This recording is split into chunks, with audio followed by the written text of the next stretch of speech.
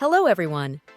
In today's tutorial, we're going to show you how to lock focus on your Nikon D7200 using the AFL autofocus lock button, especially useful in tricky lighting conditions.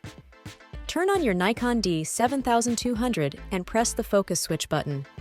Use the control wheel on the back of your camera to change the focus mode and choose AFS, single autofocus, for stationary subjects, or AFF, full-time servo autofocus, for moving subjects. Use another control wheel on the top of the camera to choose your focus point. Position it where you want the camera to focus within the frame. Compose your shot by looking through the viewfinder or using the live view on the LCD screen. Half-press the shutter button to focus on the subject. While still holding the shutter button half-pressed, press the AFL button located on the back of the camera near your right thumb.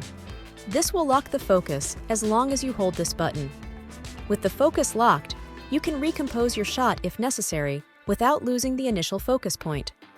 Fully press the shutter button to take the photo while still holding the AFL button if continuous focus lock is needed. That's how you lock focus on your Nikon D7200. Using the AFL button is particularly helpful when dealing with challenging light situations or when you need to recompose after focusing.